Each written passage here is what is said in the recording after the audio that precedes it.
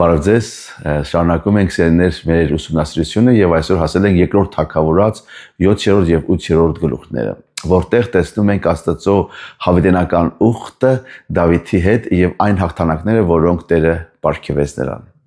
7-րդ գլխում թագավորացի, երբ Դավիթը հաստատվում է իր թագավորության մեջ, նա ցանկանում է Տիրոջ համար տուն կառուցել։ Նա ասում է Նաթան մարգարեին, որ ինքը ապրում է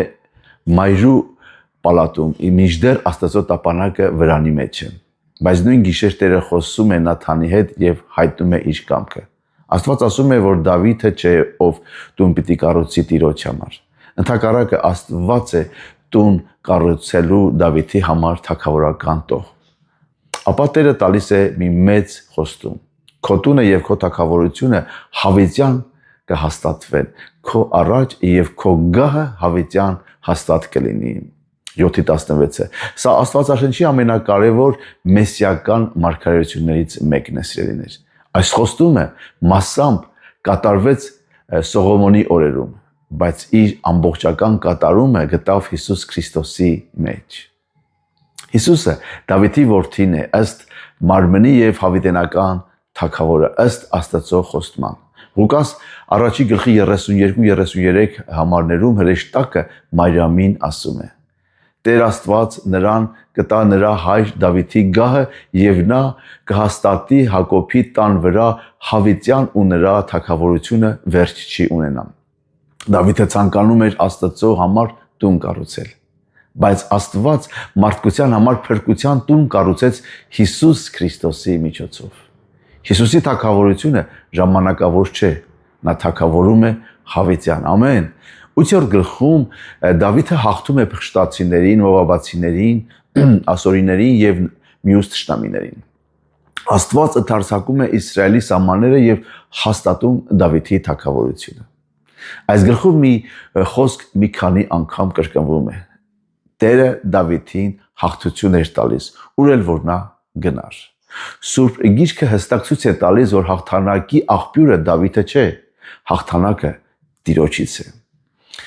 Գլուխն ավարտվում է նկարագրելով, որ Դավիթը կառավարում էր արդարությամբ եւ իրավունքով։ Դավիթի հաղթանակները մատնանշում էին ավելի մեծ թագավորի հաղթանակը։ Դավիթը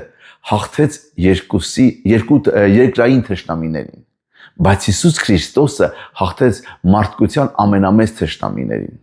մեղքին, մահվանը եւ սատանային։ Փառք Տերոջ։ Բացի այդ, Դավիթը կառավարում էր արդարությամբ։ Հիսուսն է կատարյալ արդար թագավորը։ Ամեն։ Եսայի 9:7-ում գրված է, որ Հիսուսի իշխանության եւ խաղաղության աճին վերջ չի լինի։ Նա կհաստատի այն իրավունքով եւ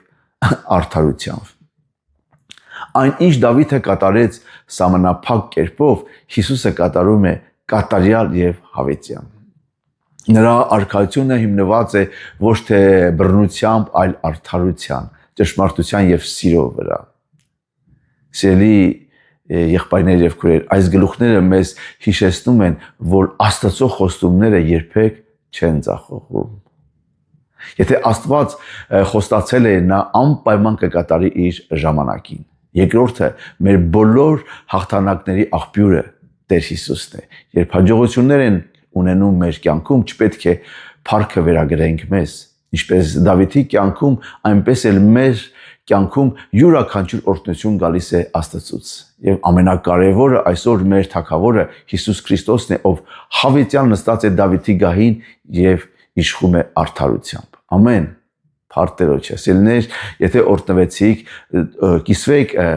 որպեսզի ուրիշները նույնպես